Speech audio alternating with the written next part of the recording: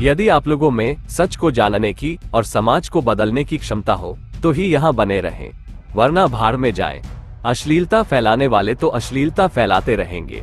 ये बातें मैं खासकर उन कलाकारों के लिए बता रहा हूँ जो कि इस बात से अनजान है कि वो एक सभ्य समाज से आते हैं। नहीं, सच ये है कि तुम सच में गंदी नाली के कीड़े हो। और यह भी सच है कि आज तुम्हारे माँ बाप भी सोचते होंगे कि काश उस रात में जल्दी सो गया होता तो मजे लेने के चक्कर में ऐसी औलाद पैदा नहीं होती। एक तरफ अश्लीलता के विरोध में बहुत सारे यूट्यूबर दिन रात मेहनत करके अश्लीलता को जड़ से मिटाने के लिए रोज वीडियो बना रहे हैं। दूसरी तरफ अश्लील कलाकार अश्लील गाना गाते और लिखते जा रहे हैं। एक बात समझ में नहीं आती है, जब कोई भी व्यक्ति अश्लील गाना सुनना नहीं चाहता है तो अश्लील गानों पर इतनी ज्यादा व्यू कहां से और कैसे आ जाती है।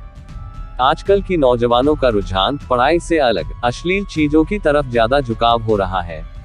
आज हमारे देश का एक आम मुद्दा बन चुका है रेप और छेड़खानी। इन सब की असली वजह क्या है? इन सब की असली वजह है नग्नता, लोगों की गंदी सोच और कहीं ना कहीं हमारी भोजपुरी इंडस्ट्रीज इसमें काफी हद तक अपनी योगदान दे रही है। एक जमाना था जब यूपी और बिहार में औरतें घूंघट में रहती थी, अपने से बड़ों के सामने वह पर्दा में रहती थी। लेकिन आज भोजपुरी के चंद तुच्छ कलाकार जो अपने गानों में भाषा के जरिए गंदी गंदी चीज परोस रहे हैं, जिसका असर साफ देखने को मिल रहा है। चंद व्यूज और कुछ रुपयों के लिए ये सब कलाकार इतने नीचे गिर चुके हैं कि इनके शब्दों की कोई सीमा ही नहीं बची है। हमारी भोजपुरी को देश की सबसे मीठी भाषा बोली जाती है। हमारी भोजपुरी संस्कृति को देश की सबसे अच्छी और साफ स्वच्छ संस्कृति मानी जाती है। लेकिन आज के जो कलाकार हैं, जिन्हें ये कहना गलत नहीं होगा कि ये वही कलाकार है जो कोठे की पैदाइश है, क्योंकि एक सभ्य समाज का इंसान ऐसे शब्दों का इस्तेमाल सामाजिक तौर पे कर ही नहीं सकता।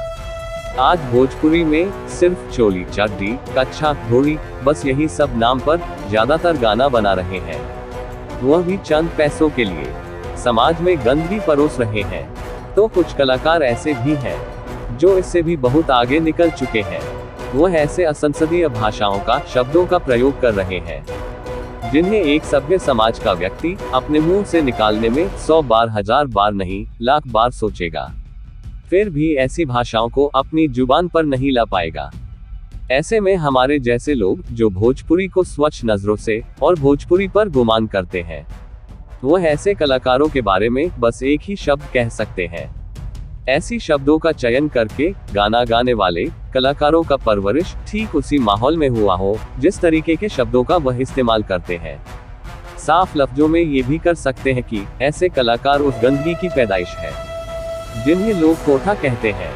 कोई कलाकार धुनी पर चुनाव कराने की बात करता है, तो कोई कलाकार धुनी में रोटी और दूध खाने की बात करता है, तो कोई कलाकार धुनी में बियर पीने की बात करता है, तो कोई धुनी पर चालीसा लिखता है गाता है, तो कोई धुनी में चाय पीता है। ऐसे दो कौड़ी के कलाकार जो कि रियल में समाज की उस गंदगी की पैदाइश है, जहां शरीफ लोग जाना तो छोड़ो देखना भी नहीं पसंद करते हैं। कोई कलाकार तो धुनी को बम से भी उड़ाने का और धुनी में दाल भात भी खाने की बात करता है। गाना तो गाना, ये सब कलाकार मिलकर भोजपुरी में ऐसे गाने पर एक तरीके का पोर्न फिल्म भी बनाते हैं।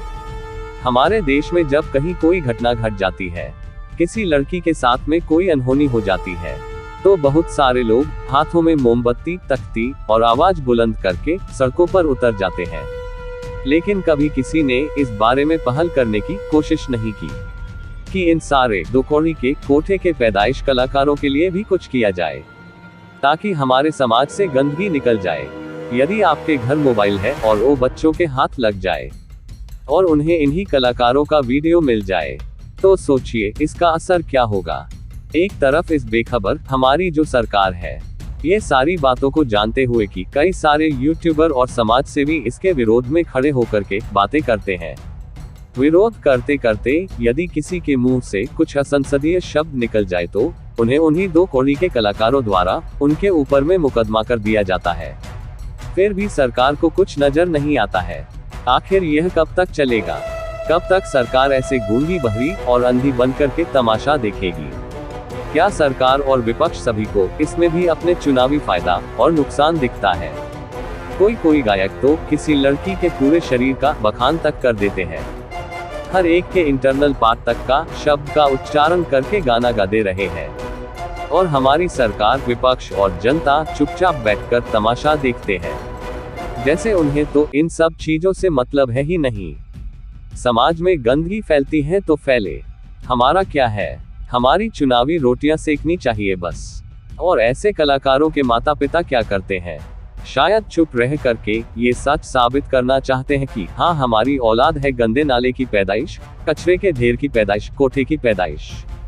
हमारी सरकार से नम्र निवेदन है कि ऐसे कलाकारों पर, ऐसे YouTube चैनलों पर अंकुश लगाए, अन्यथा जो ऐसे कलाकारों की मां बहन की खुलेआम गालियां देता है, उसके ऊपर उनके द्वारा कार्रवाई किए जाने के बाद भी सरकार मौन रहे।